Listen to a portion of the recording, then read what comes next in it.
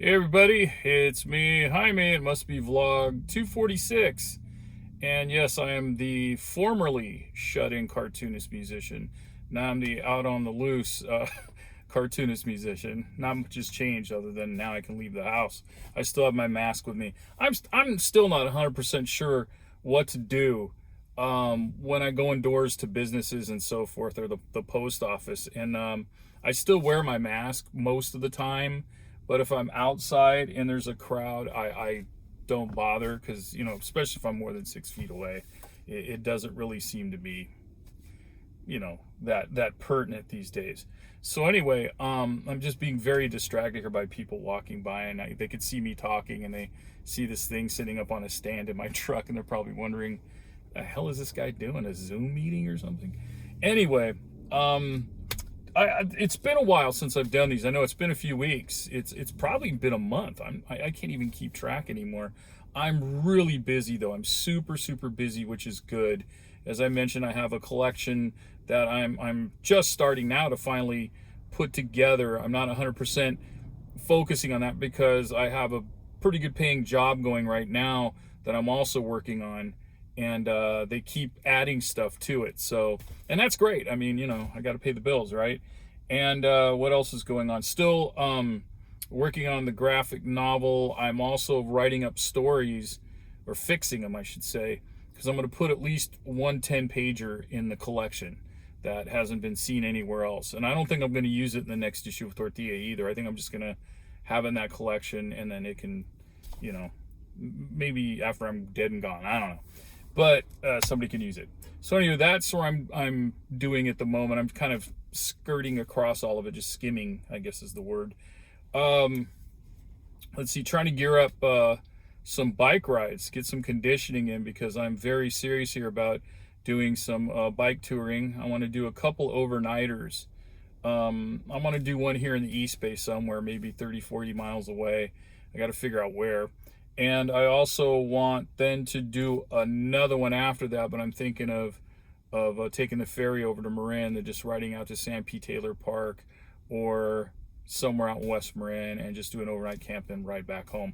So, and then I'm going to go bigger and bigger and bigger. And the ultimate goal is, I was hoping to do it this year, but I think it's going to happen next year, is depending, obviously there's always variables involved, but of doing the southern tier, of riding from San Diego, California to St. Augustine, Florida, going along the southern states through the Southwest and, Texas and Louisiana, Mississippi, yada, yada, yada, all the way out to Florida. Then I'll just take the bike apart, put it in a box, and, fly it and me back home.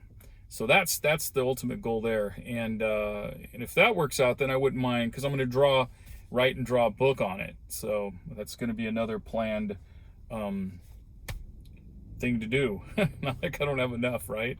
So that's something that's on the horizon. Let's see. Also lately, been thinking a lot about friends that are still around, that I just don't see anymore because I moved from my hometown. I think next year is going to mark 40 years that I've been gone. So, some of my friends still live up there. A lot are gone now. And by gone, I mean they're no longer on this planet. They're no longer with us. And that has me thinking too about them. And what really got me going about this lately is music. As all of you know, I still play music, and I love music, all sorts of kinds of music. But I'm hearing albums and songs that just take me right back. And one of them was from Dire Straits' first album. And of course, it was Sultans of Swing. And I'd heard the song once before, part of it. I think I caught the tail end or something on the radio in the car or something when it came out when I was in high school. I was at the end of high school. I think it was my senior year it came out. And I was with my friend Bill Hanneman. Bill's no longer with us. God, I miss that guy. He was a dear friend.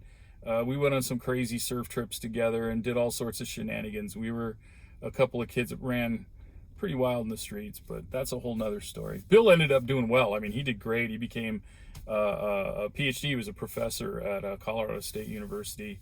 And I talk to his wife and his daughter every now online. I've never met them. I would like to someday, just to have a kind of closure and connection. I wish I could have met them when Bill was still here, but neither here nor there.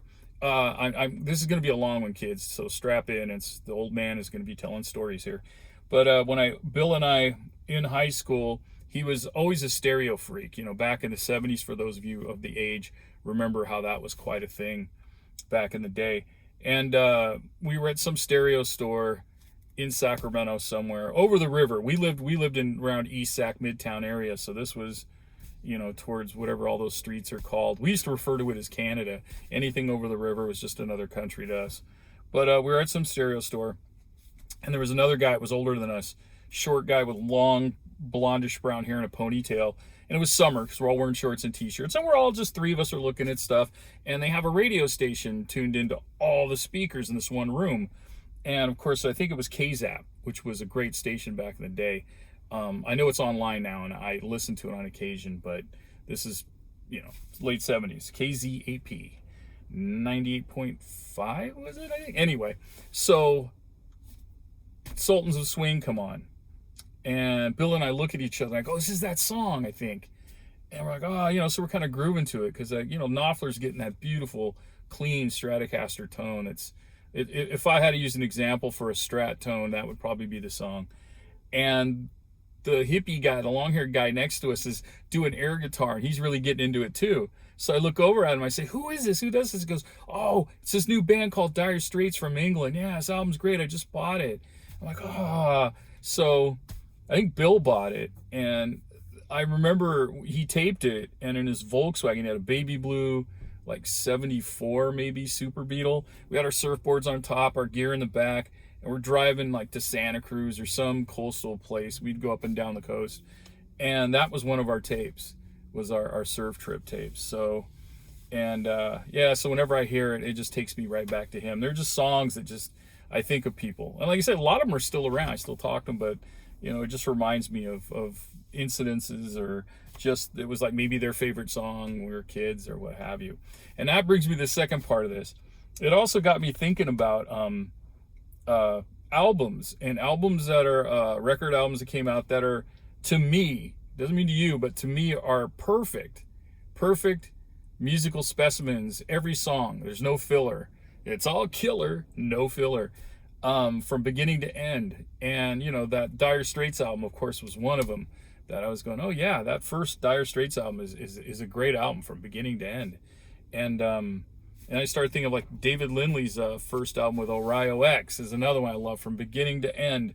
Earth, Wind, and Fire, Way of the World album, from beginning to end. There's no clinkers in these albums.